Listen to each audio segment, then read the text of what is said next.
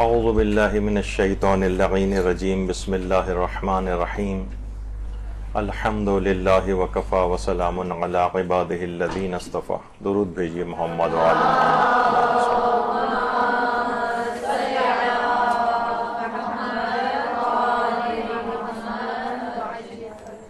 سب سے پہلے تو آپ سب لوگوں کو بہت بہت مبارکباد کہ مدرسۃ القائم میں آپ لوگوں نے داخلہ لیا اور علم کے سلسلے کو آگے بڑھایا. تو پہلی تو مبارکباد اس کی، اور پچھلے ہی دنوں دو مبارکباد کے ایونٹس اور گزرے ہیں. ان میں ایک تو عید زہرا سلام اللہ علیہا،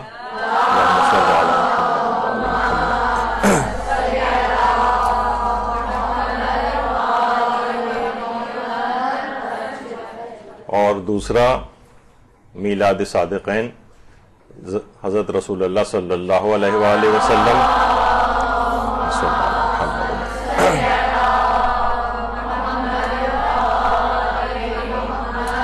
اور حضرت امام جعفر صادق علیہ الصلوۃ والسلام.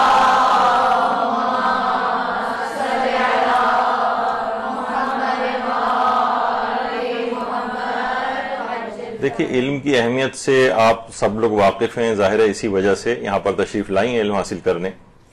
پرانی طالبات بھی ہیں ہماری.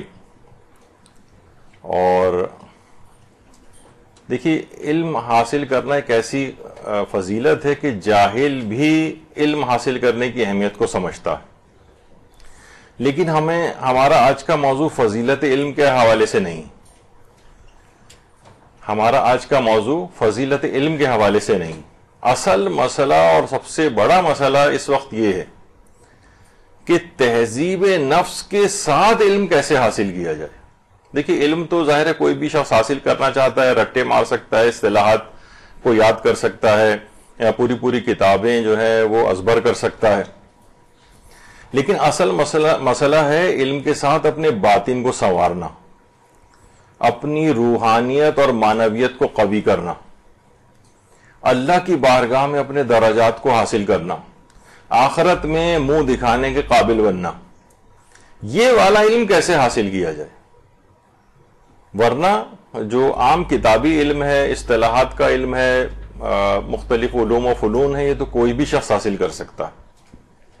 لیکن اصل مسئلہ یہ ہے کہ ہمارا باطن وہ پاک و پاکیزہ ہو جائے، وہ سنورتا چلا جائے. آواز غائب ہو گئی. ہیلو، اچھا آ رہی، ٹھیک. تو بہرحال تہذیب نفس کے ساتھ اس کو کیسے حاصل کیا جائے، اور ہمیں یہ بات محسوس بھی ہو کہ واقعی ہمارے اندر تبدیلی بھی آ رہی. امام خمینی ایک بہت ہی خطرے کی طرف نشاندہی فرماتے تھے. کہتے تھے خدا نہ کرے، اچھا یہ دینی طالب علموں سے کہتے تھے خاص طور پر یہ بات، کہ خدا نہ کرے کہ اس سے پہلے کہ آپ کی تربیت مکمل ہو، اس سے پہلے معاشرہ آپ کی طرف مائل ہو جائے اور آپ لوگوں میں اپنے اثر و نفوذ کو پیدا کر لیں. خدا نہ کرے کہ ایسا ہو. اس صورت میں آپ شیطان سے ہار جائیں گے. دیکھیے، بڑی اہم بات ہے.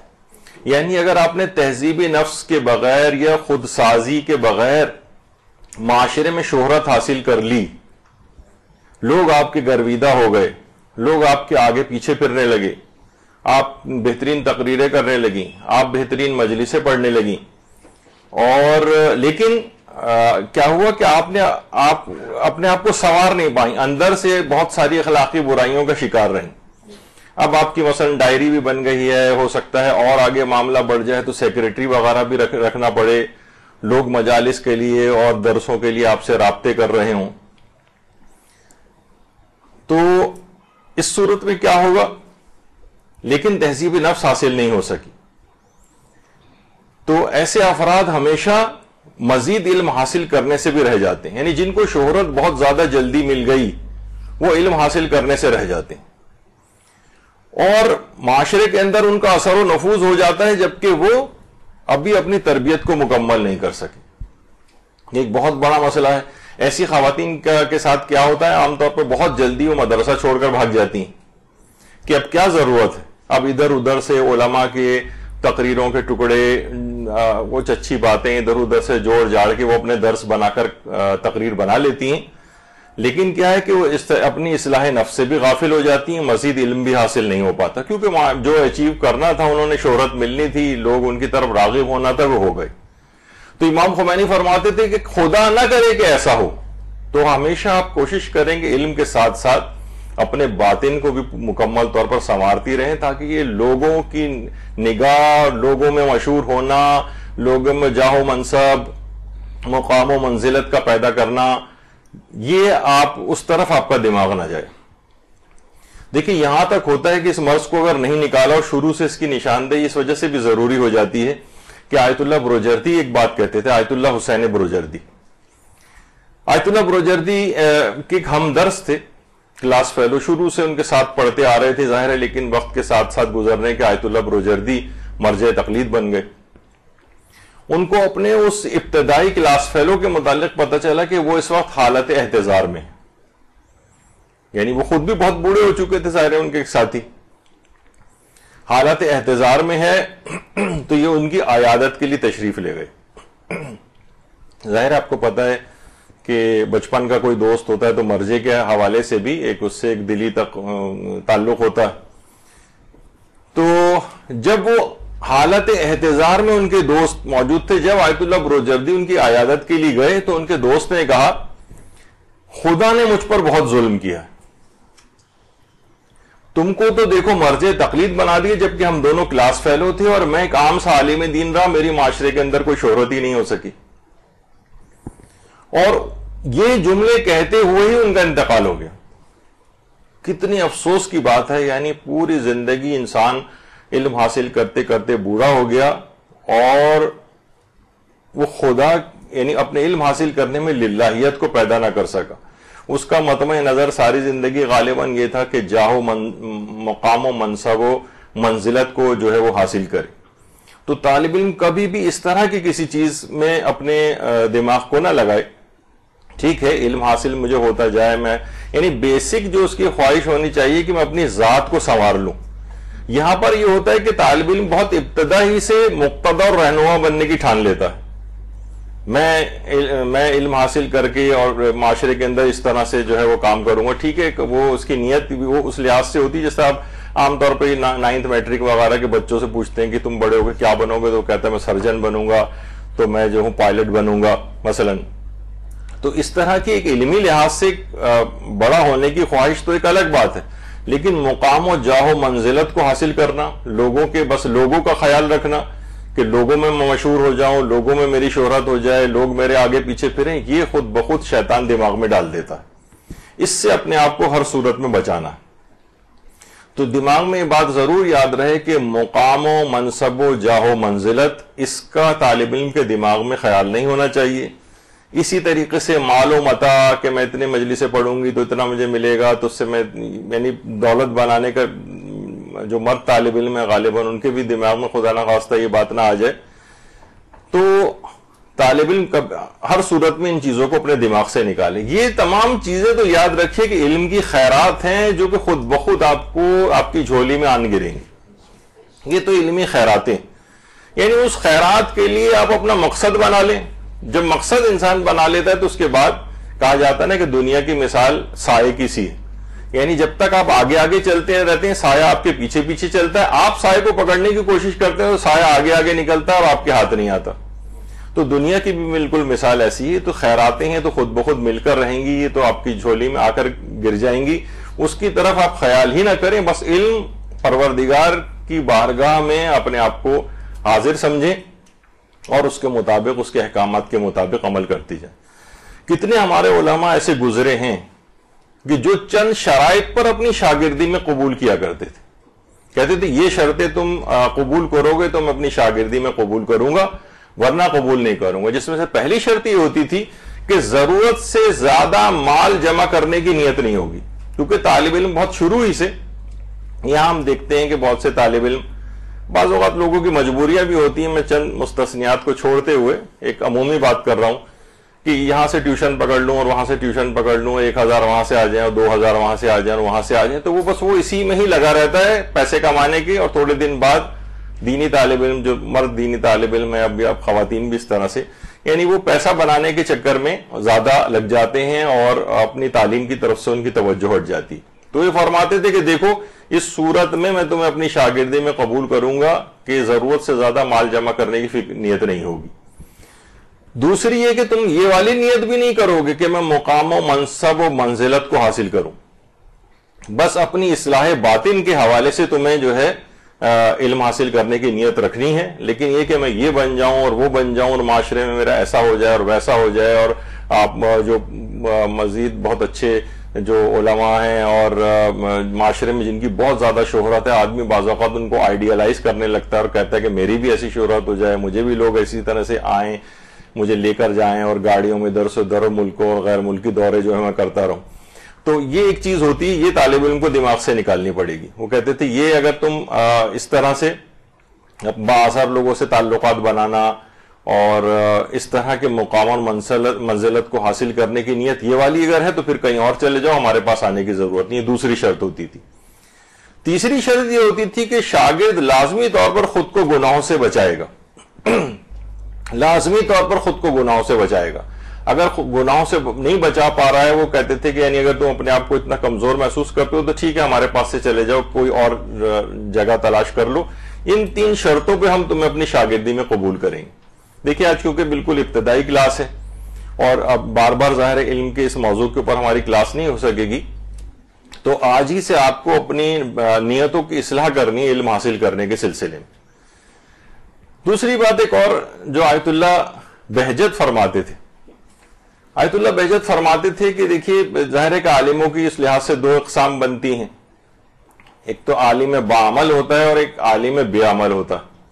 وہ فرماتے تھے کہ عالم بے عمل کی مثال بالکل موم بتی یا چراغ کی سی, یعنی یہ معاشرے کو کسی حد تک روشنی تو دیتا ہے لیکن خود ہی جل جل کر ختم ہو جاتا ہے. یہ بے عمل. مثلا کوئی شخص اگر یہ کہے, یعنی بلکہ روایتوں کے اندر بھی یہ بات آئی ہے کہ خبردار اپنی گردنوں کو پل نہ بنانا, یعنی ظاہر ہے کو کتنا ہی بے عمل کیوں نہ ہو, کچھ نہ کچھ تو وہ منہ سے اپنی تقریر کرتا ہے, معاشرے میں تبلیغ کرتا ہے, تو لوگ تو اس کی بات سن کر فلاح پا جاتے ہیں, جو ظاہر ہے اس نے اچھی بات بتائی ہے, لیکن وہ خود بے عمل ہونے کی وجہ سے جہنم میں گر جاتا ہے. یعنی گویا اس نے اپنی گردن کو پل بنا دیا, لوگ اس کی گردن پہ پاؤں رکھ رکھ کر جنت میں جا رہے ہیں اور یہ خود جہنم کے اندر گر رہا ہے. اس کی مثال اس طرح سے بھی علماء دیتے ہیں جیسے ایسا ہی ہے کوئی شخص اپنے آپ کو خود آگ لگا لے, کسی جگہ روشنی نہیں ہو رہی ہے, تاریکی ہے, وہ کہہ رہا ہے کہ میں اپنے آپ کو آگ لگاتا ہوں تاکہ اس سے لوگوں کو روشنی ملے. ظاہر آگ جلے گی تو کچھ نہ کچھ تو روشنی ملے گی. تمہارا خود کتنا بڑا نقصان ہو رہا ہے, تم یعنی اپنے آپ کو آگ لگا کے دوسروں کو روشنی مہیا کر رہے ہو اور خود جو ہے وہ جل رہے ہو. یہی وجہ ہے کہ حضرت امیر المومنین علیہ الصلوۃ والسلام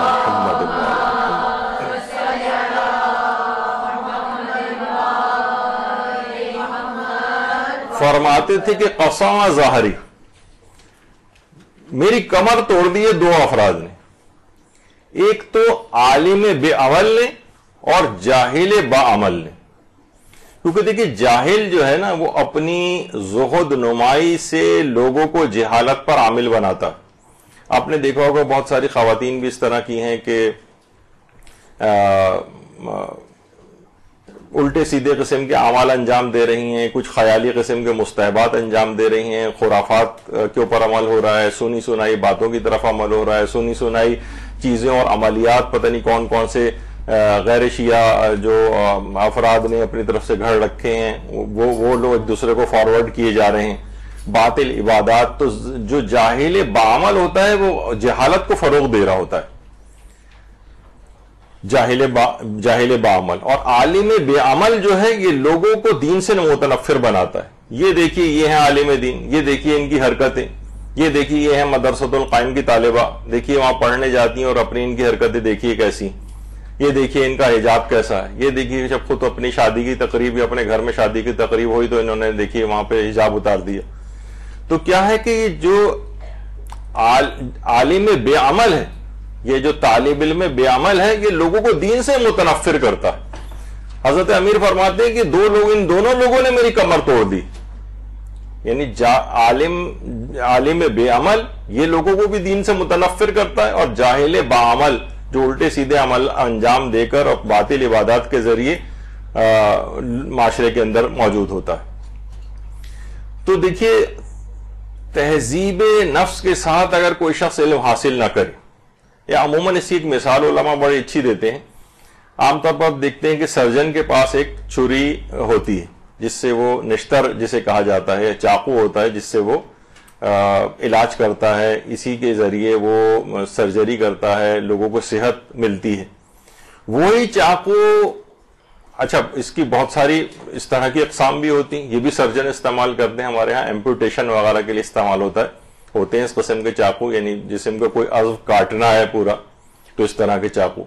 تو یہ سرجن کے جب ہاتھ میں یہی والا چاقو ہوتا ہے تو اس سے زندگی ملتی ہے. اور یہی چاقو اگر کسی لاپرواہ شخص کے ہاتھ میں آ جائے تو بھی کیا کرے گا؟ دوسروں کو قتل کرے گا، دوسروں کو نقصان اس سے پہنچائے گا. بس یہی حساب ہم آپ کا بھی ہے. تو دیکھیے، ایٹم بم کی مثال عام طور پر علماء اس میں دیتے ہیں کہ جن لوگوں نے بھی ایٹم بم ایجاد کیا تھا یا اس ایٹم بم کو گرایا تھا، وہ کیا کم عالم تھے؟ دنیاوی لحاظ سے تو علم تھا، کتنے بڑے سائنسدان تھے، لیکن کیا ہے کہ ہزاروں لاکھوں لوگوں کی موت کا سبب وہ علم بن گیا.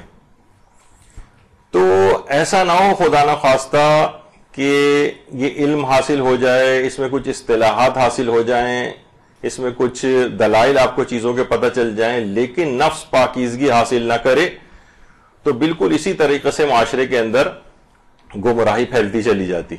یہی وجہ ہے کہ بات کہی جاتی ہے کہ علم بغیر عمل وبال، علم بغیر عمل کے ایک وبال بن جائے گا. وبال ایک پریشانی، ایک بہت زیادہ مصیبت کے اندر انسان گرفتار ہو جاتا ہے. اور العمل بغیر علم ضلال، بغیر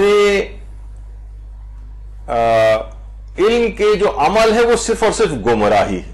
وہ آپ دیکھیں گے معاشرے کے اندر کہ جس طریقے سے لوگ اس بنا پر اعمال کو انجام دے رہے ہیں. تو بہرحال یہ ایک بہت خوفناک قسم کی بات ہے، اور اسی وجہ سے ہر سال تقریباً میں جملہ آیت اللہ دستغیب شیرازی کا دہراتا ہوں. اس میں انہوں نے یہی جملہ ارشاد فرمائے کہ تقریر میں یہ بات یاد رکھیے کہ ہمیشہ مقرر کے اثرات ہوتے ہیں اور تحریر میں محرر کے اثرات ہوتے ہیں. مثلا کیوں یہ برے قسم کے ناول اور یہ قصے کہانیاں پڑھنا کیوں حرام قرار دیا گیا؟ کیونکہ یہ اس میں جو لکھنے والا ہے اس کی اپنی تمام خباثتیں بھی آپ کے اندر وہ منتقل کر دیتا ہے. یعنی جو تحریر کے اندر محرر کے اثرات لکھنے والے کے اثرات ہوتے ہیں، تقریر کے اندر مقرر کے اثرات ہوتے ہیں. یعنی اگر کوئی برا آدمی تقریر کر رہا ہو تو وہ اپنے اثرات حاضرین کے اندر ٹرانسفر کرتا ہے. اسی طریقے سے کوئی عالم بعمل تقریر کر رہا ہو تو وہ اپنی اچھائیاں حاضرین کے اندر ٹرانسفر کر رہا ہوتا ہے. تو اس لحاظ سے تہذیب نفس کا حاصل کرنا بڑا ضروری ہے. یعنی علم حاصل کرنے کے ساتھ جب آپ معاشرے میں تبلیغات کے لیے نکلیں گی تو آپ کو اپنے اثرات نیک کو سامعین کے اندر ٹرانسفر کرنا ہے.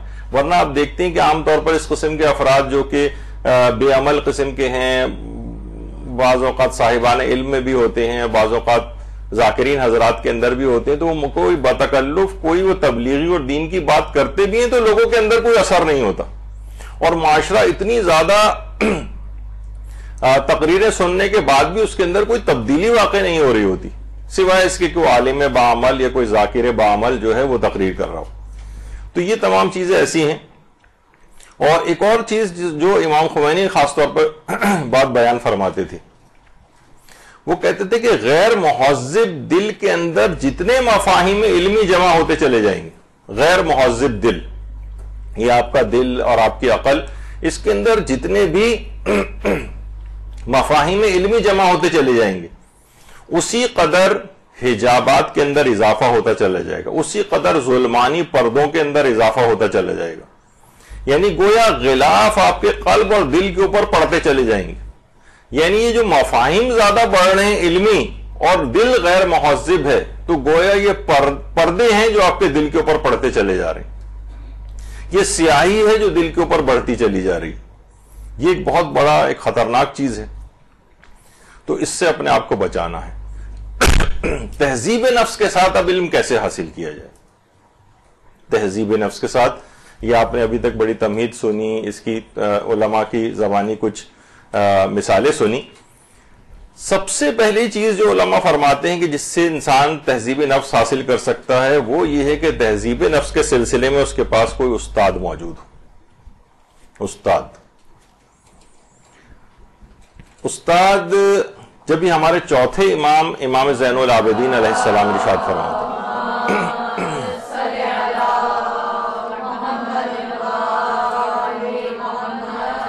چوتھے امام میں جملہ ارشاد فرماتے ہیں کہ ہلاکت ہے اس شخص کے لیے کہ جس کے پاس کوئی عاقل و سمجھدار تربیت کرنے والا نہ ہو۔ تربیت کرنے والا، علم اخلاق باقاعدہ اس کی کتابیں موجود ہیں، اور امام خمینی ایک جملہ اور بہت اچھا ارشاد فرماتے تھے کہ دیکھیے ہر علم کا کوئی نہ کوئی استاد ہوتا ہے۔ مثلا آپ کو گرامر سیکھنی ہے کسی زبان کی، اس کا کوئی استاد آپ کو کرنا پڑے گا۔ کوئی شخص انجینئر بن رہا ہے، اس کے کتنے اساتید اس کے بنیں گے۔ میڈیکل کالج کے اندر کوئی شخص ڈاکٹر بن رہا ہے، کتنے استاد اس کو پڑھانے والے ہوتے ہیں۔ آپ کو میتھ سیکھنا ہے، اسی طریقے سے آپ کو حتیٰ کہ جو چھوٹے چھوٹے اور اس لحاظ سے علوم ہیں، پلمبنگ سیکھنی ہے، کوئی کارپینٹر بننا ہے، کوئی موٹر میکینک بننا ہے، اس کے لیے بھی کوئی نہ کوئی استاد ہونا چاہیے۔ فقہ سیکھنی ہے، فقہ بغیر استاد کے آپ کیسے سیکھیں گے؟ اصول فقہ سیکھنے ہیں، منطق و فلسفہ مثلا کوئی شخص حاصل کرنا چاہتا ہے، یعنی ہر دینی علم کا کوئی نہ کوئی استاد ہے، ہر دینی علم کا۔ تو وہ فرماتے تھے کہ یہ کیسے ممکن ہے کہ علم اخلاق کا کوئی استاد نہ ہو؟ اور پیغمبر اسلام جب بھی ختمی مرتبہ صلی اللہ علیہ وآلہ وسلم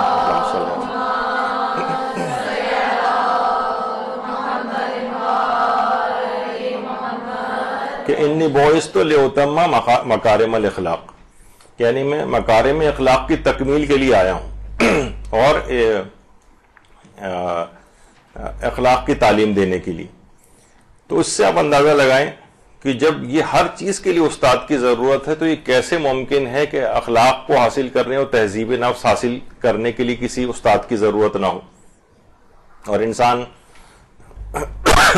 خود ہی حاصل کر لے۔ تو بہرحال اب دیکھیے کہ ہمارے علماء اور خود ائمہ اطہار علیہم السلام کتنا زیادہ تہذیب نفس کے لیے تقریریں کیا کرتے تھے، لوگوں کو درس دیا کرتے تھے۔ ہمارے بڑے بڑے علماء تو بہت زیادہ بوڑھے ہونے کے باوجود بھی درس اخلاق کے اندر جایا کرتے تھے۔ شیخ توسی کے متعلق ملتا ہے کہ 85 سال کی عمر میں 85 سال کی عمر میں سید مرتضیٰ کے درس میں جایا کرتے تھے، 85 سال کی عمر میں، جبکہ خود جو تہذیب الاحکام انہوں نے لکھی تھی وہ 23 سال کی عمر میں لکھی تھی، 23 سال کی عمر میں۔ تو شیخ عباس قمی صاحب مفاتیح الجنان، ان کے درس اخلاق میں تقریباً 1000 علماء اور طالب علم شریک ہوتے تھے، 1000 علماء، 1000 طالب علم، اور 3 گھنٹے مسلسل درس ان کا چلتا تھا، 3 گھنٹے مسلسل۔ خود شہید مطہری کے متعلق یہ بات ملتی ہے کہ نہج البلاغہ کا درس لینے کے لیے جاتے تھے، اور بہت بڑے بڑے علماء کی بھی اگر مثالیں دیں تو آپ خود دیکھیں گے امام خمینی جیسا مرد عارف آیت اللہ جواد ملکی تبریزی کے درس میں جایا کرتا تھا۔ جب ان کا تبریز میں درس ہوتا تھا، یہ امام خمینی کے استاد تھے، تقریباً 400 کے قریب طالب علم اور علماء وہاں پر شریک ہوتے تھے۔ ایک کتاب ہے گنجینہ دانش مندان، ان کے ایک شاگرد باقاعدہ کہتے ہیں جواد ملکی تبریزی کے جو امام خمینی کے استاد تھے، کہ میں نے خواب میں دیکھا کہ ایک صحرا ہے اور حضرت امام زمانہ علیہ الصلوۃ والسلام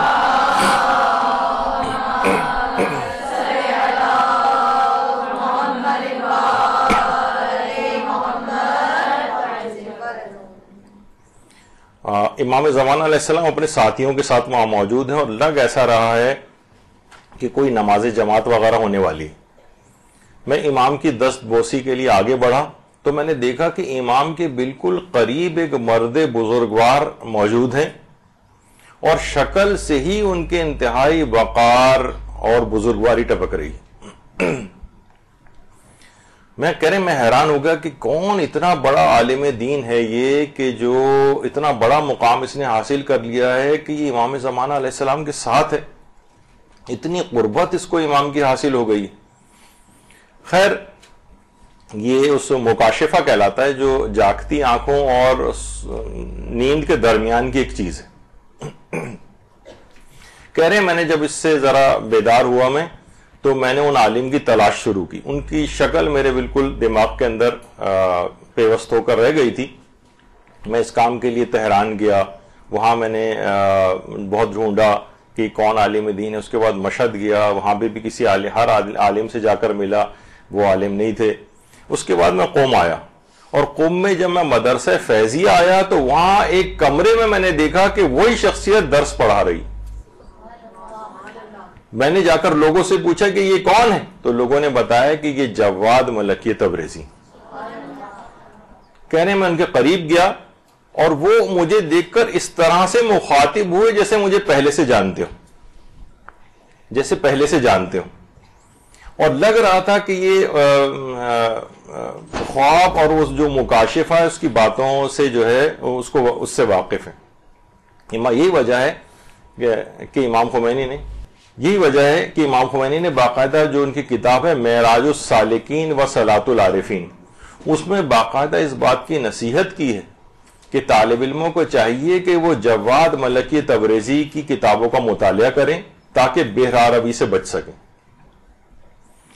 یہ خاص طور پر ان کی بہت سی کتابیں ہیں, جیسے جواد ملکی تبریزی کی کتاب اسرار الصلاۃ ہے, ان کی ایک کتاب المراقبات ہے, ان کا ایک رسالہ لقاء اللہ ہے, اس کا اردو ترجمہ بھی ہو چکا ہے. تو اتنی بڑی شخصیت, تو ان جو ہم کس ضمن میں بیان کر رہے ہیں کوئی نہ کوئی استاد ہونا چاہیے. اب استاد براہ راست بھی ہو سکتے ہیں اور استاد کتاب کے ذریعے بھی ہو سکتے ہیں. مثلا یہی والی جو ان مجتہدین کی اگر اور ان علماء کی اخلاق کی کتابیں پڑھیں تو یہ بہترین کتابوں میں سے جس سے انسان اپنا تزکیہ نفس کرتا چلا جاتا ہے. ابھی کچھ کتابوں کے میں آگے اور آپ کو ذکر کروں گا.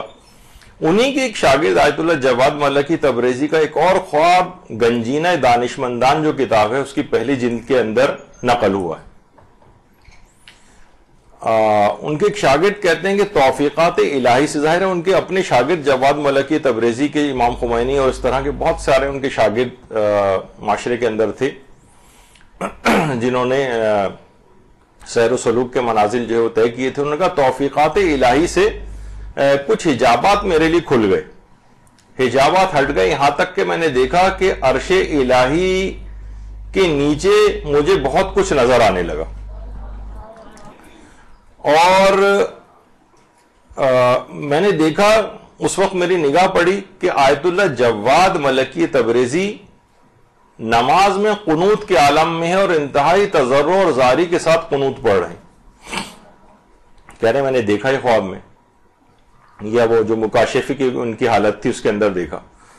ابھی میں یہ دیکھ ہی رہا تھا کہ اچانک سے دروازے کے اوپر دق الباب ہوا, کوئی زور زور سے دروازہ پیٹ رہا ہے. میں نے جا کر دروازہ کھولا تو دیکھا کہ میرے کچھ دوست ہیں جو ہمدرس ہیں, اور وہ آ کر انہوں نے مجھے تعزیت پیش کی اور کہا کہ آیت اللہ جواد ملکی تبریزی کا ابھی انتقال ہو گیا, چلو ہم سب لوگ تعزیت کے لیے چلتے ہیں. یعنی اس وقت جس وقت انہوں نے کو حالت میں دیکھا تھا وہ اس وقت قنوت کی حالت میں جواد ملکی تبریزی تضرع اور زاری کر رہے تھے, اور اسی وقت ان کے مرنے کی خبر ان کو آئی. تو دیکھیے یہ علماء واقعتاً ان کی جو اخلاق کی کتابیں ہیں اس کو لے کے بھی کچھ کتابوں کو اور میں آگے چل کے تذکرہ کروں گا جن کا اردو ترجمے بھی ہو چکے ہیں. ان کو آپ روزانہ لے کے آیت اللہ بہجت تو خاص طور پہ فرماتے تھے کہ ایک ایک صفحہ کم سے کم یا دو دو صفحات صرف روز پڑھے جائیں اور اس پر عمل کیا جائے. ایک صفحہ پڑھیں اور اس پر عمل کریں, ایک اگلے دن ایک صفحہ پڑھیں اور اس کے اوپر عمل کریں. اس سے آپ کا اخلاق تہذیب نفس کے ساتھ علم حاصل ہوتا چلا جائے گا اور اخلاق کے اندر تبدیلی آتی چلی جائے گی. آیت اللہ سید محمد حسین طباطبائی یہ شاگرد تھے آیت اللہ سید علی آقا قاضی طباطبائی کے. الٹے ہاتھ پہ جو ہیں آیت اللہ محمد حسین طباطبائی ہیں, سیدھے ہاتھ پر ان کے استاد آیت اللہ علی آقا قاضی طباطبائی, جو ایک کتاب بھی ہے تاریخ حکما و رفاع متاخر. اس کے اندر یہ بات کہی گئی ہے کہ آیت اللہ علی آقا قاضی جو تھے, اچھا آیت اللہ علی آقا قاضی جو بھی آپ میں سے نجف وغیرہ کی زیارت کے لیے گیا ہوا ہے تو بادی السلام کا قبرستان جب شروع ہی ہوتا ہے تو اس کے بالکل شروع میں ہی آیت اللہ علی آقا قاضی طباطبائی کی قبر مبارک ہے. جو بھی افراد وہاں سے سامنے سے ہی گزرتے ہوئے چلے جاتے ہیں لیکن ان کی قبر کے اوپر نہیں جاتے. یہاں پہ بھی جانا چاہیے, مقام استجابت دعا ہے. علماء بیان کرتے ہیں کہ جو بھی دعا خاص طور پر علم وغیرہ کے حوالے سے جو یہاں پر یا تہذیب نفس کے حوالے سے جو دعا مانگی جاتی ہے وہ ضرور یہاں پر قبول ہوتی ہے, تو یہاں پر بھی ضرور جانا چاہیے. ان کے درس کی خصوصیت اور تھی کہ ان کا درس رات کے وقت منعقد ہوتا تھا اور یہ اپنے درس میں کوئی روشنی نہیں کی, روشنیاں بجھا دی جاتی تھیں, اور اس میں نجف کے بڑے بڑے اہل باطن علماء شریک ہوتے تھے. چراغ روشن نہیں کیے جاتے تھے, بجھا دیے جاتے تھے. انتہائی اخلاص کے ساتھ خاموشی سے تاریکی میں لوگ آ کر بیٹھتے تھے اور اس میں انتہائی تضرع اور زاری ہوتی تھی, مناجات ہوتی تھی. یہ جو مطالب بیان کرتے تھے لوگ باقاعدہ گریہ و زاری کیا کرتے تھے, یعنی مکمل اخلاص کے ساتھ درس کو حاصل کیا جاتا تھا. اور اس میں اس طرح کے گہرے مطالب بھی بیان ہوتے تھے کہ اگر کوئی انجانہ قسم کا آدمی آ جاتا تھا تو بعض اوقات سرے سے فوراً ہی ان مطالب کو تبدیل کر دیا کرتے تھے اور کہتے تھے کہ ہر بات ہر ایک کے سمجھنے کی اور ہر ایک کو بتانے کی نہیں ہوتی. ہر شخص کا ظاہر ہے کہ ایک وہ ہوتا ہے, معیار ہوتا ہے. نجف سے کربلا ہمیشہ یہ ان کی تھی کہ پیدل جاتے تھے, کبھی بھی آج تک کبھی کسی شخص نے ان کو گاڑی میں جاتے نہیں دیکھا تھا. تو بہرحال بتانے کی بات یہ ہے کہ درس اخلاق جو ہے وہ بہت زیادہ ضروری ہے. طالب علم عام طور پر دیگر علوم میں اتنے زیادہ منہمک ہو جاتے ہیں کہ وہ پھر اخلاق کی طرف سے جو ہے ان کی توجہ ہٹ جاتی, اپنی باطن کی درستگی کی طرف سے ان کی توجہ ہٹتی چلی جاتی. وہ تو میں نے یہی کہا بھی آپ سے کہا کہ ضروری نہیں ہے کہ کوئی باقاعدہ کوئی ایک ویسا استاد ہی آپ کریں. عام طور پر کتنے علماء ہیں ایسے کہ جن کو آپ گھر بیٹھے بھی جن سے درس اخلاق جو ہے وہ لے سکتی ہیں. جیسے ہمارے استاد محترم مولانا صادق حسن صاحب قبلہ ہیں, ان کے کتنے ہی درس اخلاق ایک بہت بڑی کثیر تعداد کے اندر انٹرنیٹ پہ اور مختلف سائٹس کے اوپر دستیاب ہیں. آپ اس پر ان کی جو تقاریر ہیں وہ لے کر سن سکتی ہیں. خود آپ کے اتنے اچھے استاد اخلاق کے سر وسیم احمد جنہوں نے پچھلی دفعہ بھی آپ کی کلاس لی تھی, تو ان کے بھی اس سلسلے میں درس بہت مفید ثابت ہوتے ہیں, آپ ان کے بھی سن سکتی ہیں. اچھا کچھ کتابیں ہیں ایسی وہ تو آپ کو ضرور لے کے رکھنی چاہیے. ان میں ایک کتاب ہے شہید ثانی کی. شہید ثانی ہمارے بہت بڑے عالم جو ہے گزرے ہیں, اور شہید ثانی استنبول میں ان کی قبر بھی ہے. ان کی ایک اچھا ان کی علمی ویسے تو بہت یعنی جو ان کی سب سے اہم جو کتاب ہے بھی جس کا آگے چل کے تذکرہ آئے گا جو حوزہ علمیہ کے اندر پڑھائی جاتی ہے, لیکن بہرحال ان کا اتنے آثار اور چیزیں ہیں کہ باقاعدہ یہ آیت اللہ صافی گل پائیگانی ہیں جو کہ شہید ثانی کے جو علمی کتابیں ہیں باقاعدہ انسائکلوپیڈیا وغیرہ جو موسوعہ کے نام سے, تو وہ اس کا بیٹھ کے مطالعہ کر رہے ہیں. لیکن بہت بڑی شخصیت شیعت کی شہید ثانی کی. تو شہید ثانی کی کتاب ہے شرح لوما کے نام سے. جو کتاب لوما تھی وہ شہید اول کی لکھی ہوئی تھی اور اس کی جو شرح لکھی تھی وہ شہید ثانی نے لکھی تھی. تو یہ تو خیر حوزوی علوم کے اندر یہ کتاب پڑھائی جاتی ہے, لیکن ایک خاص طور پر ان کی کتاب ہے منیت المرید جس کا اردو ترجمہ ہو چکا ہے. منیت المرید. یہ والی کتاب تو آپ کو لے کے ضرور صفحہ و صفحہ پڑھنی چاہیے, اور آپ دیکھیں گے کہ آپ کو واقعتاً علم بھی حاصل ہوگا اور تہذیب نفس کے ساتھ علم حاصل ہوگا. منیت المرید یہ کتاب ضرور آپ لے کے رکھ لیں. اور تیسری ایک اور کتاب ہے اس میں, روحانی شاہین کا طرز پرواز.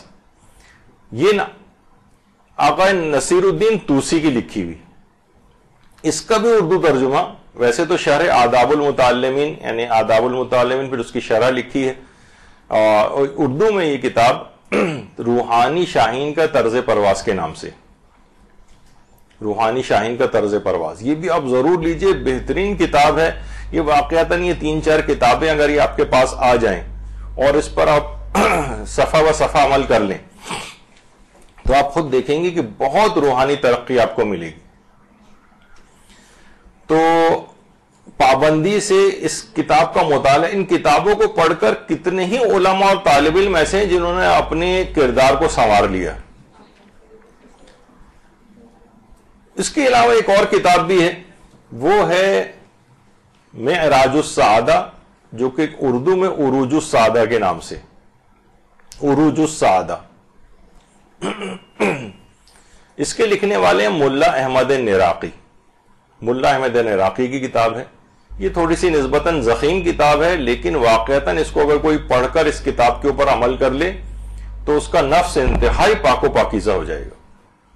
اور ہمارا موضوع بھی آج کا یہی ہے کہ علم حاصل کرنے کی فضیلت پہ ہم بات نہیں کر رہے, وہ تو آپ نے پچھلی دفعہ بھی سن لی, آئندہ بھی سنتی رہیں گی, اور امید یہ ہے کہ انشاءاللہ وہ علم حاصل ہوتا رہے گا.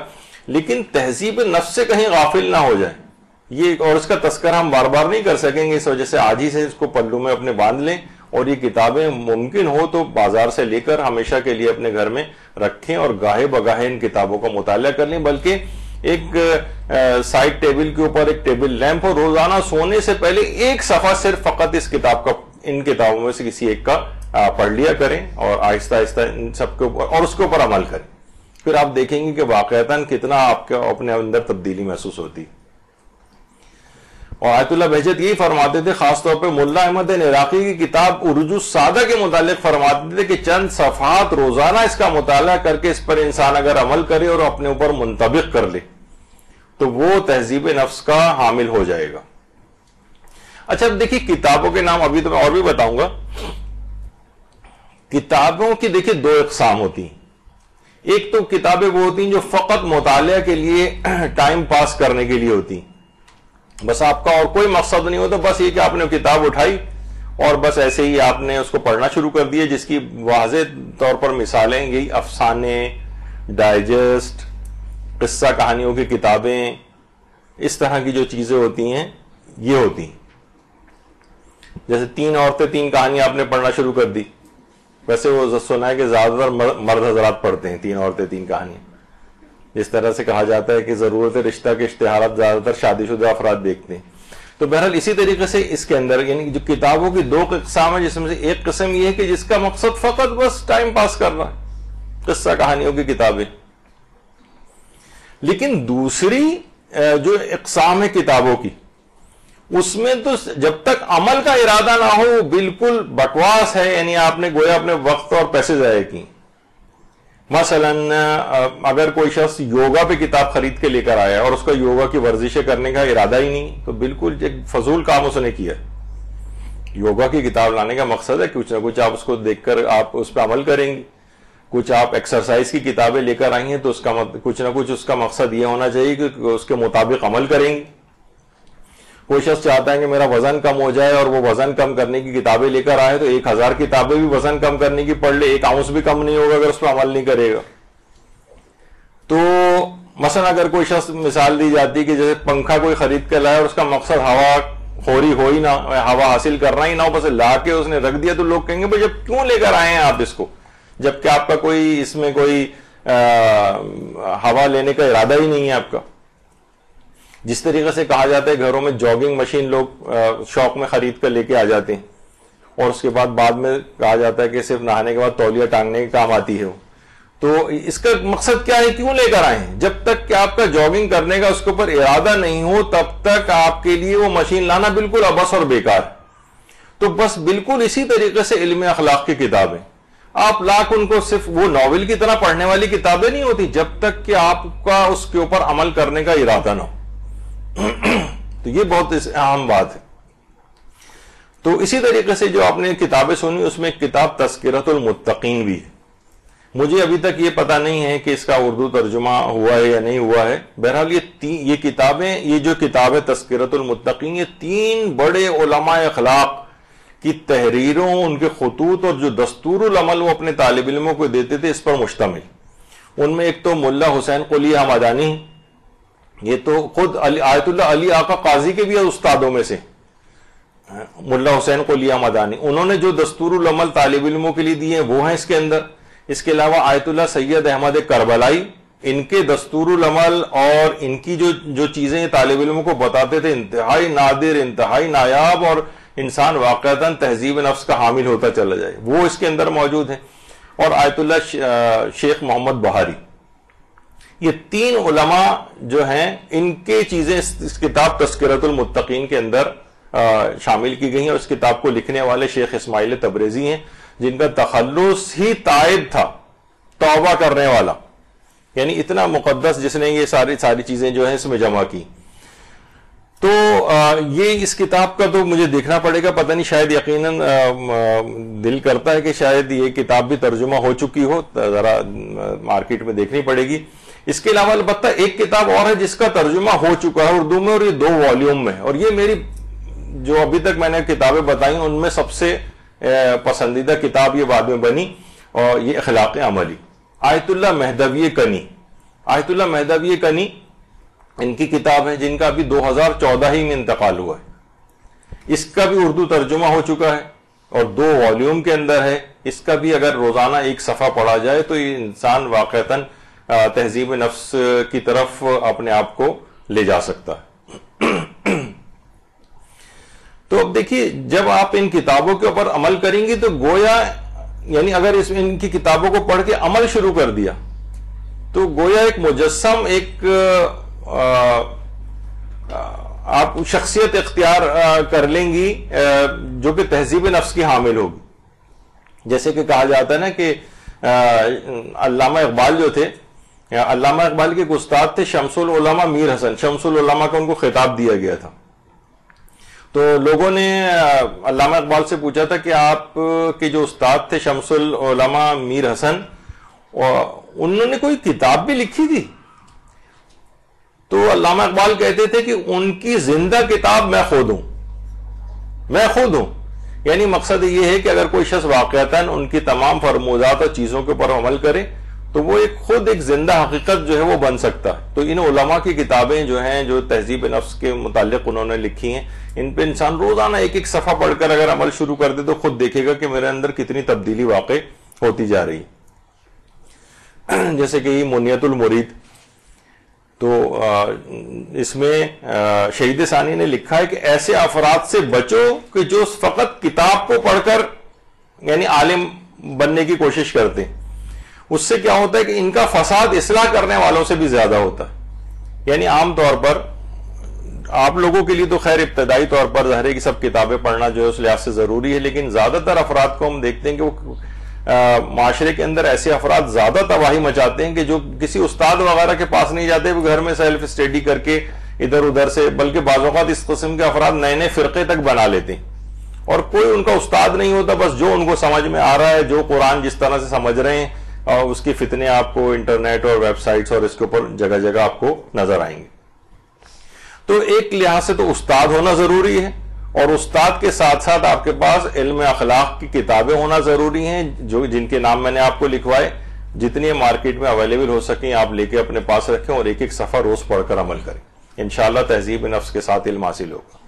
تیسری چیز یہ ہے کہ علم حاصل کرنے اور تہذیب نفس کے ساتھ علم حاصل کرنے کے لیے ائمہ معصومین علیہم السلام سے توسل بہت ضروری ہے. صلی اللہ علیہ محمد.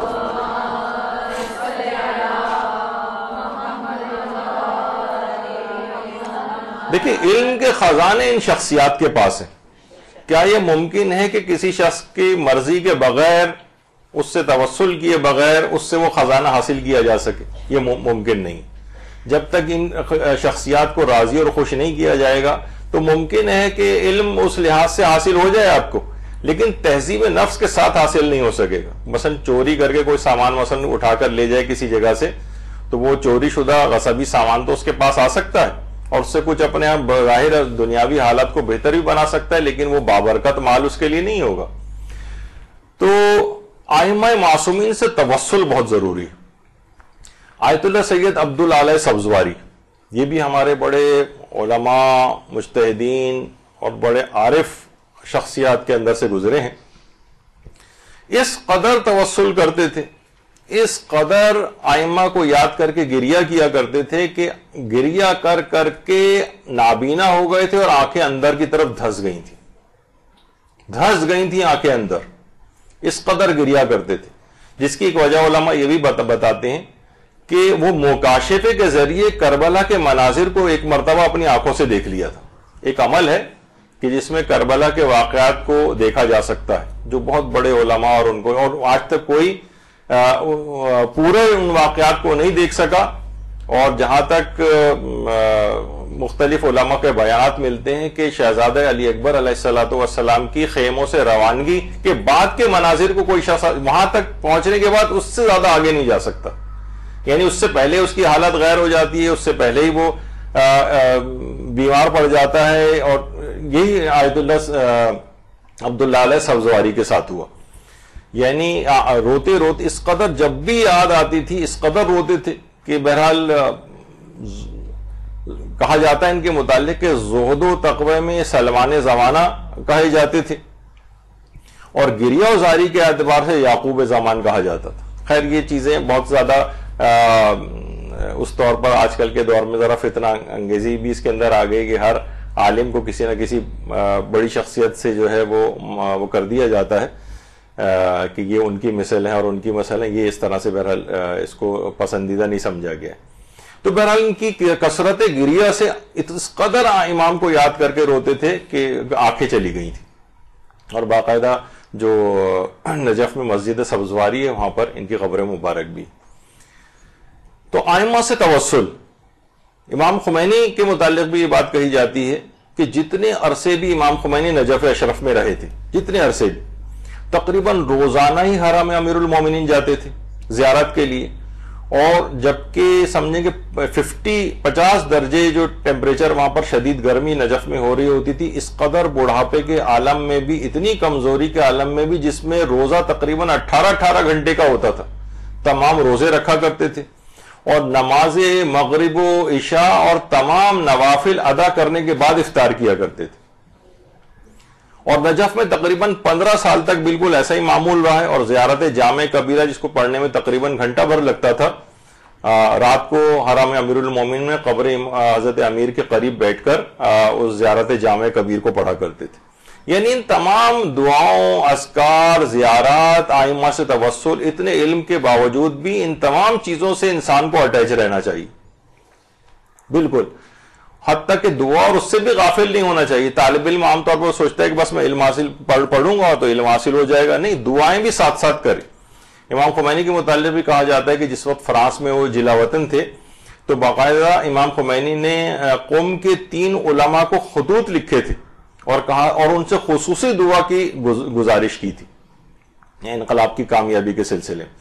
تو دعاؤں سے انسان کبھی بھی غافل نہیں ہو سکتا۔ طالب علم کو بھی چاہیے کہ اپنی علم کے لیے، اپنی تہذیب نفس کے لیے مسلسل دعائیں بھی کرتا رہے۔ قصص العلماء جو ہمارے ایک عالم کی کتاب ہے علامہ تنکابنی کی، قصص العلماء، اس میں ایک واقعہ ہے آیت اللہ سید محمد باقر وحید بہبہانی کا۔ اب یہ بہت مشکل نام آتے ہیں، اور عام طور پہ لوگ اعتراض بھی کرتے ہیں ہم پہ کہ بھئی آپ زیادہ ہی عالموں کا تذکرہ اس کے اندر کرنے لگیں۔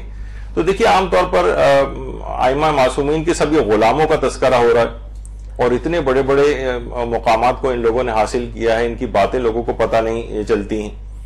اور آیت اللہ باقر وحید بہبہانی وہ ہیں کہ جنہوں نے اخباریت کو باقاعدہ شکست دی تھی۔ آپ کو پتہ ہے کہ ایک فرقہ ایک زمانے میں ابھرا تھا جو اجتہاد و تقلید کا انکار کرنے والا تھا، تو آیت اللہ باقر وحید بہبہانی نے ان کو شکست دے دی تھی۔ یہ اس قدر اتنا علم رکھنے کے استاد الکل فی الکل کہا جاتا ہے، کہ اس قدر توسل کے اوپر یقین رکھتے تھے کہ زیارت سید الشہداء کے لیے جب یہ تشریف لے جاتے تھے، اللہم صلی علی محمد و آل محمد،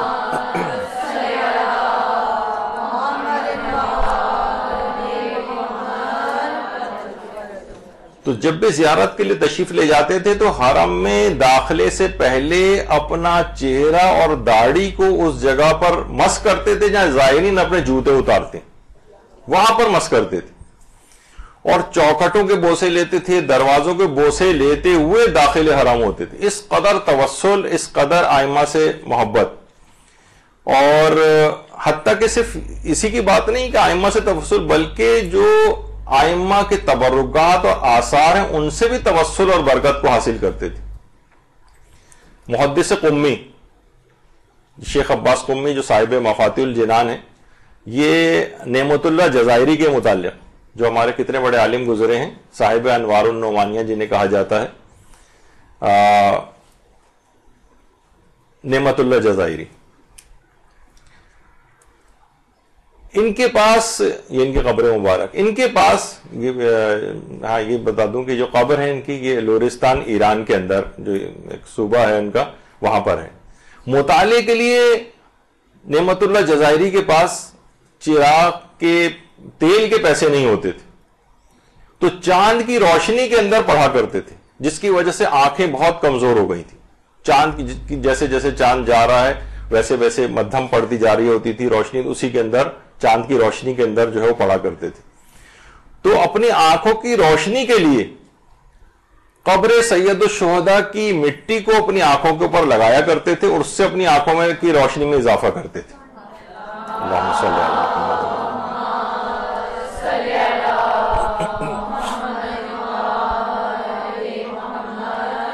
اور شیخ عباس قمی یہ بات کہتے تھے کہ یعنی اس پہ کوئی تعجب آپ کو نہیں ہونا چاہیے کہ سید الشہداء کی قبر کی مٹی سے آنکھیں کس طرح سے جو ہے وہ شفا پا رہی ہیں. کہتے ہیں شیخ عباس قمی یہ بات کہتے تھے کہ افعا کے نام سے جو ایک سانپ ہے، افعا، جب یہ اس کی آنکھوں کی بینائی کم ہو جاتی ہے تو یہ مخصوص گھاس کے پاس جاتا ہے، اس گھاس سے اپنی آنکھوں کو رگڑتا ہے، اس سے اس کی آنکھوں کی بینائی تیز ہوتی ہے. ایک سانپ ہے باقاعدہ، ایک بہت ہی زہریلا سانپ، اس کی آنکھوں کی بینائی کے متعلق شیخ عباس قمی نے لکھا ہے کہ افعا جو سانپ ہے یہ اپنی آنکھوں کو اس خاص قسم کی گھاس پر جا کر رگڑتا ہے، اس سے اپنی آنکھوں کی بینائی کو تیز کرتا ہے.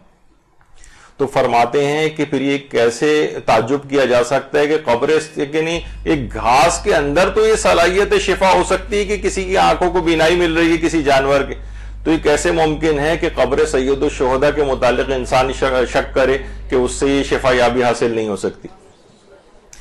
تو وہ خود فرماتے ہیں کہ میں خود قبر سید الشہداء کی مٹی کو، جب میری آنکھیں کمزور ہوتی ہیں تو میں، اور اس کے ساتھ ساتھ میں قبور ائمہ کی جو مٹی ہے اس کو میں اپنی آنکھوں کے اوپر لگاتا ہوں، یعنی اس سے بھی توسل اور شفا یابی کو جو ہے حاصل کرتا ہوں. تو اور امید ہے مجھے کہ اس سے میری دنیا اور آخرت دونوں میں میری آنکھیں اب روشن رہیں گی اور وہاں پر مجھے کوئی تاریکی کا سامنا نہیں کرنا پڑے گا. اللہم صلی علی محمد.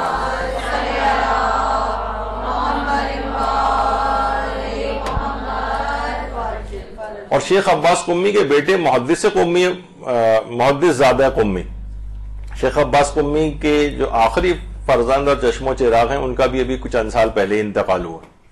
اور محدث زادہ قمی جو شیخ عباس قمی کے ایک فرزند تھے، مجھے بھی یہ سعادت حاصل ہوئی ہے کہ ان کی میں نے وہاں قم میں ایک مرتبہ زیارت کی تھی. تو وہ یہ فرماتے ہیں کہ وفات سے اپنی 2 سال پہلے شیخ عباس قمی کی آنکھوں میں شدید تکلیف ہو گئی تھی، شدید درد تھا، شدید تکلیف تھی، آنکھیں بالکل کھل نہیں رہی تھیں، پڑھنا ان کا تقریباً ناممکن ہو گیا تھا. مسلسل گریہ کر رہے تھے کہ شاید خاندان پیغمبر مجھ سے ناراض ہو گیا کہ میں اب علوم کو دیکھ کر نہیں پڑھ پا رہا ہوں. تو ان کے بیٹے کہتے ہیں میں نے دیکھا کہ وہ بیٹھے جو ہے زار و قطار رو رہے ہیں اور کہہ رہے ہیں کہ میں تو پڑھ ہی نہیں پا رہا ہوں. تو بہرحال انہوں نے کہا کہ میری جوانی کا دور تھا. ان کے بیٹے کہتے ہیں میں مدرسے پڑھنے چلا گیا، جب وہاں سے واپس آیا تو دیکھا شیخ عباس قمی نے کتابیں بکھیری ہوئی ہیں ان کے سامنے پھیلی ہوئی ہیں اور اس میں سے مطالب کو لکھ رہے ہیں اور آنکھیں بالکل ٹھیک ہیں. کہا کہ بابا جان یہ کیا ہوا, یہ آپ کی آنکھیں کیسے صحیح ہو گئی؟ جب میں گیا تو اس وقت تو آپ بہت شدید تکلیف میں تھے, ممکن ہی نہیں تھا کہ کوئی چیز دیکھ کر پڑے. تو انہوں نے کہا کہ بیٹا تمہارے جانے کے بعد میں نے وضو کیا اور قبلہ رخ ہو کر میں نے اصول کافی جس میں ائمہ اطہار کی احادیث ہیں اس کی تحریر کو اپنی آنکھوں سے لگایا, اور آنکھوں سے لگانا تھا کہ میری آنکھوں کا تمام درد و تکلیف اسی وقت دور ہو گئی. اور اس کے بعد ان کے بیٹے کہتے ہیں کہ وفات تک شیخ عباس قمی کی آنکھوں میں کوئی تکلیف سرے سے وارد ہی نہیں ہوئی.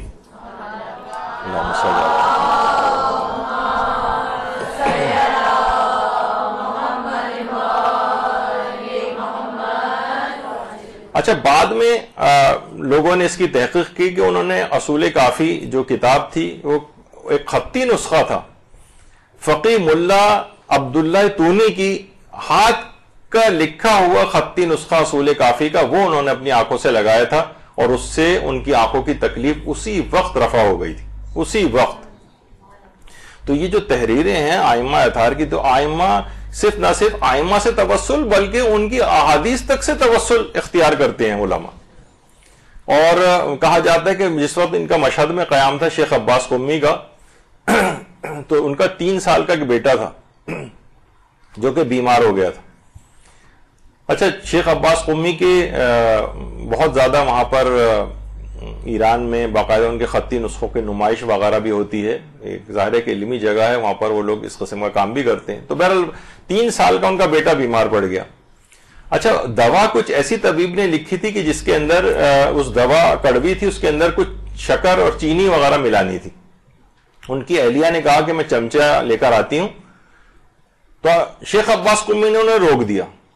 کہا میں اپنے دانے ہاتھ کی انگلی سے خود دوا کو چینی شکر کو حل کروں گا. اس ہاتھ سے میں نے ائمہ اطہار کی ہزاروں احادیث کو لکھا ہے, میں ان سے شفا اور صحت یابی کی امید رکھتا ہوں.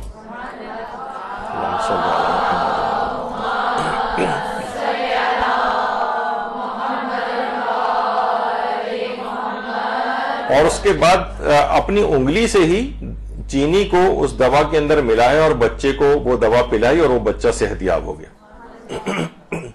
تو آپ نے دیکھا یہ ہے نورانیت, یہ ہے یقین, یہ ہے توسل, یہ ہے برکات علم. روزانہ صبح کا آغاز جو آپ کریں تو ائمہ سے اسی طرح سے توسل کریں. علم حاصل کرنے کا جو توسل ہو, تہذیب نفس کے ساتھ علم حاصل کرنے کا توسل, اور توسل کس سے کریں؟ جو شہر مدینۃ العلم اور باب مدینۃ العلم ان سے توسل کریں.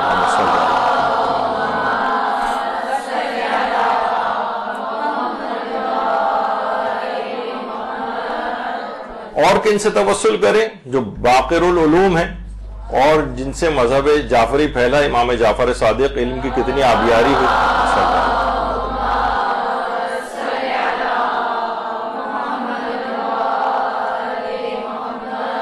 اور ان کے علاوہ جو خود ہمارے اپنے زمانے کا امام ہے, امام زمانہ علیہ الصلوۃ والسلام,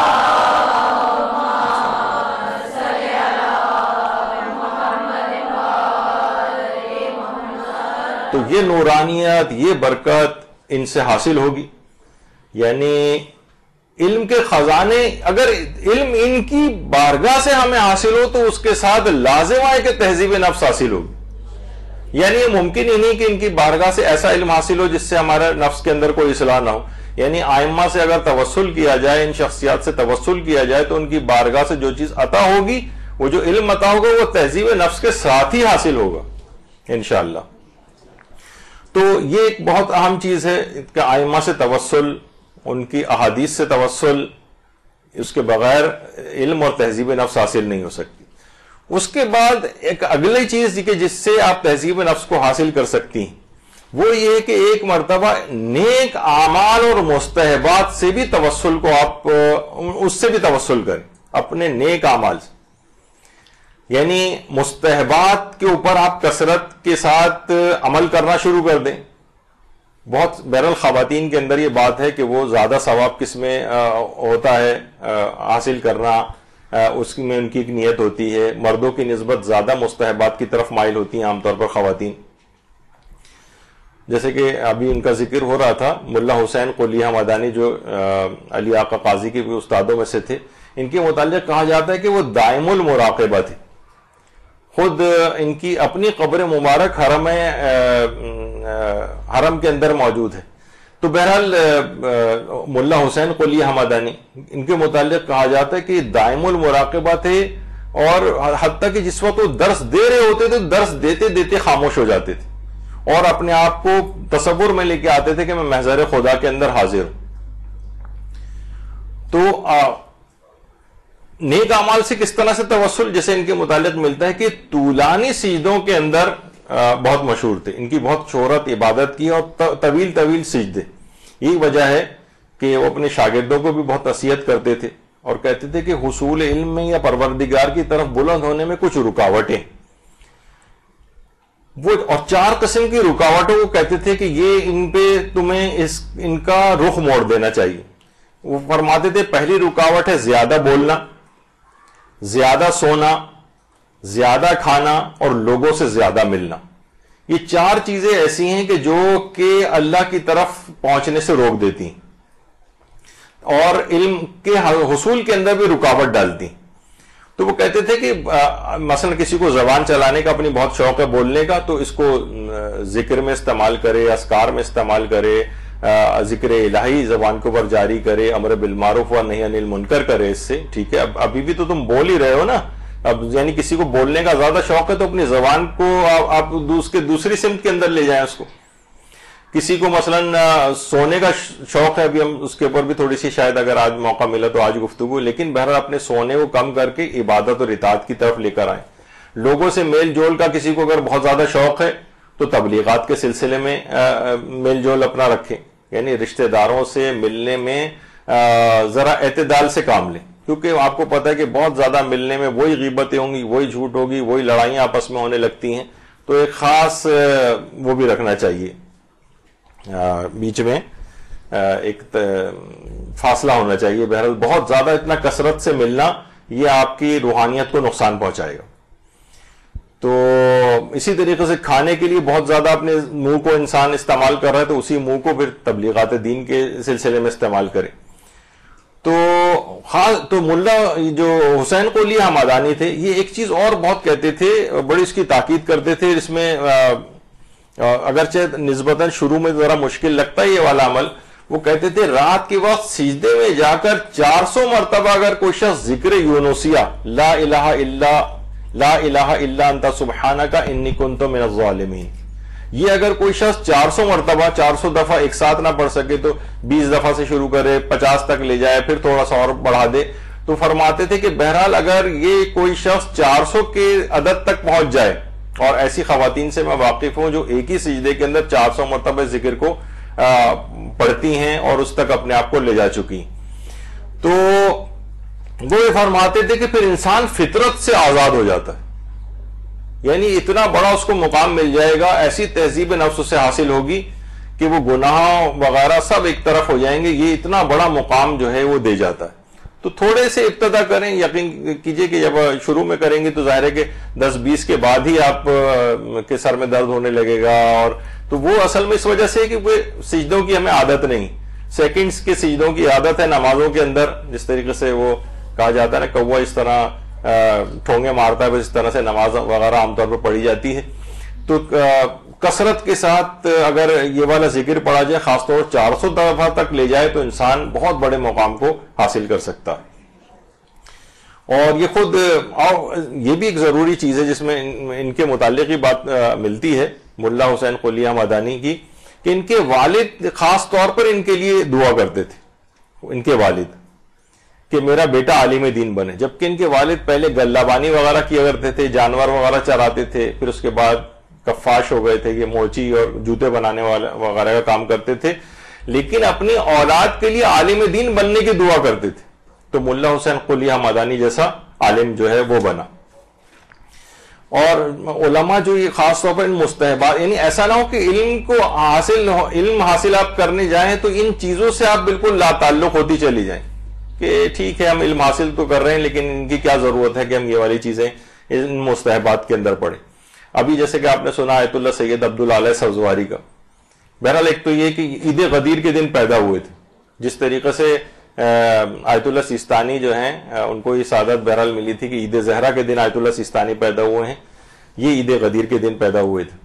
ان کی خصوصیت یہ تھی کہ عبداللہ سبزواری کی دیکھیں ایک مرجع مجتہد کتنی زیادہ مصروفیات ان کے پاس ہوتی ہیں، لیکن اس کے باوجود ہر ہفتے میں ایک قرآن کی تلاوت کر کے ختم کیا کرتے تھے، ہر ہفتے پورا ایک قرآن ختم کرتے تھے، اور رات کے وقت روزانہ زیارت امیر المومنین کے لیے جاتے تھے، لوگوں کو امر بالمعروف اور نہی عن المنکر بہت زیادہ کیا کرتے تھے، اور مستحبات کے اوپر عمل کرنے کی بہت ہی زیادہ تاکید کرتے تھے، اور کسی بھی واجب نماز کے بعد نوافل کو کبھی بھی ترک نہیں کرتے تھے۔ یہ خاص ان کی ایک سیرت کا پہلو تھا، بہت خاص سیرت، اور خاص طور پر جو زیارت اتباط عالیات یعنی جو ائمہ معصومین کی زیارت ہے، اس کو تو دو افراد کے لیے کہتے تھے اتنی مؤثر ہیں کہ جیسے کوئی حد اور انتہا نہیں۔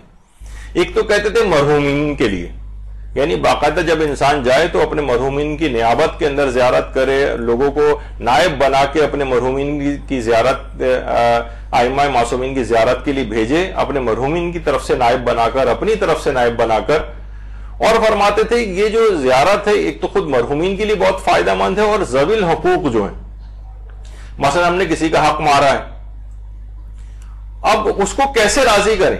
وہ مثلا چلا گیا تو کہتے تھے کہ اس کے لیے بھی زیارت کا ثواب بہت ہی زیادہ مؤثر، کہ اگر آپ نے زیارت کا ثواب ایسے افراد کے لیے بخش دیا کہ جن کے آپ نے حق مارے ہیں، کوئی مالی یا کوئی اور تکلیف پہنچائی ہے، تو یہ جب ثواب ان کے سامنے رکھا جائے گا تو لازمی وہ اس ثواب کو لے کے آپ کو معاف کر دے گا۔ تو یہ خاص طور پر، اور خود زیارت امام حسین علیہ السلام کے لیے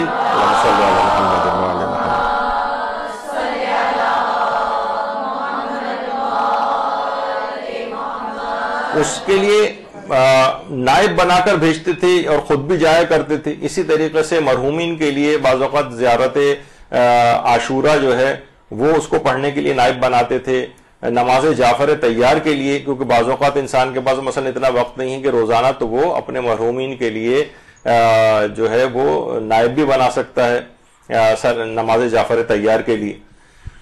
تو دیکھیے یہ سب چیزیں، واقعات اور قصے جو علماء کے بھی بیان ہو رہے ہیں، جو قرآن کے اندر بھی ہے کہ یا رسول کو سورہ یوسف کا جو قصہ ہے بہترین قصہ بیان کر رہے ہیں، تو اس کی وجہ یہ ہوتی ہے کہ تاکہ جو یہ قصے ہیں یہ صاحبان عقل کے لیے یہ عبرت کا باعث ہوتے ہیں۔ یعنی ہمیں یہ جو ہم تمام علماء کے جو قصے آپ کے سامنے بیان ہو رہے ہیں، تو اب دیکھیں نا کہ جو علماء آپ کے سامنے ہوتے ہیں ان کی 70 80 90 100 سال کی عمروں کا پورا نچوڑ اور آپ کو جو ہے اس قصے کے اندر پتہ چل جاتا ہے کہ یہ مقام انہوں نے کیسے حاصل کیا۔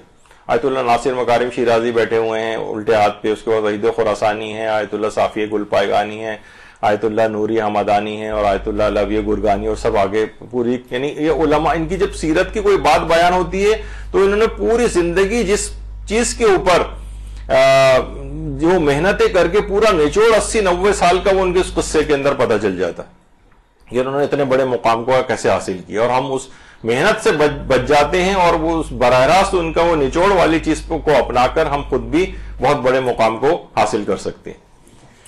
تو ابھی آج تقریباً جو ہے وہ اس کے بعد اگر والا جو پوائنٹ میں بیان کروں تو وہ پھر بہت آگے بات نکل جائے گی، اور جو علماء تیسری شق کے متعلق خاص طور پہ کہتے تھے کہ طالب علم کو اپنے آپ کو گناہوں سے بھی بچانا پڑے گا، تو اس سلسلے میں انشاءاللہ ہم اپنی جو ہماری اگلی گفتگو ہوگی اس کے اندر اس کی پوری تفصیل جو ہے تھوڑی سی اور بیان کریں گے، تاکہ آپ کے سامنے یہ سب چیزیں آ جائیں۔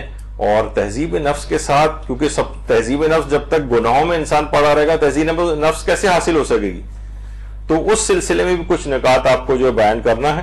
تو خاص طور پر آج آپ نے دیکھا کہ بہرحال ایک استاد کے حوالے سے ہماری گفتگو ہوئی، کچھ خاص علم اخلاق کی کتابیں جو آپ کو لے کے جن کو پڑھنا چاہیے، ائمہ سے توسل، اور اس کے بعد